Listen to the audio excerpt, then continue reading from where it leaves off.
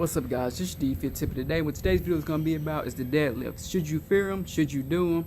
And just a lot of misinterpretation that a lot of people have of the deadlift. Because, you know, that's one of the exercises. If I put it on a workout routine, or if I talk about it in person to somebody, how deadlifts is such a good exercise, they immediately say, no, I can't do deadlifts. They're going to mess up my back. They're going to mess up my legs or some of that.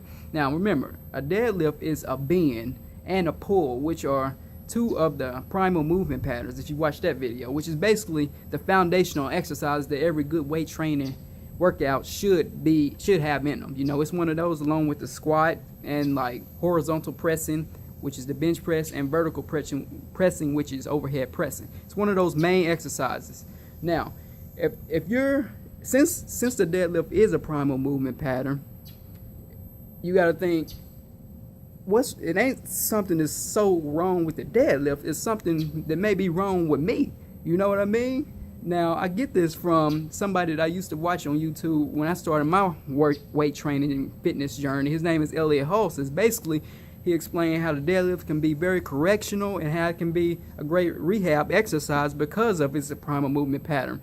Because the deadlift is basically just a simple movement. It's basically going to picking up a bar or picking up anything and coming up with it. That's all it is. It's just a bend.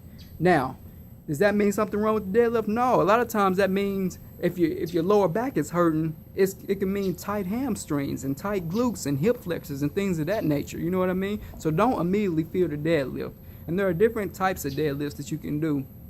You know, so like for instance, for me, for my hamstrings, for hamstring development, I make sure that I do stiff-legged deadlifts, which is basically where a deadlift where you keep your back flat, which I'm going to get into a little bit later, and you don't bend your knees, you know what I mean? And then you got the Romanian deadlift where you bend your knees slightly, I believe, and then you have the traditional conventional deadlift where you do bend your knees and you get your quads or front of your thighs into it, you know. Now, the deadlift is a great exercise, but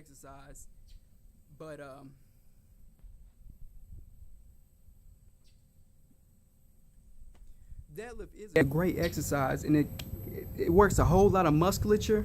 But remember, when doing the deadlifts, the main thing is just to keep your back flat. Keep your thoracic spine extended. Thoracic extension. What does that mean? That means don't curve your back. You know, don't curve your back. That's going to mess up your spine. That's what's going to give you those injuries. Keep your back flat during the deadlift, and you should be okay. It's one of the best power and muscle building exercises.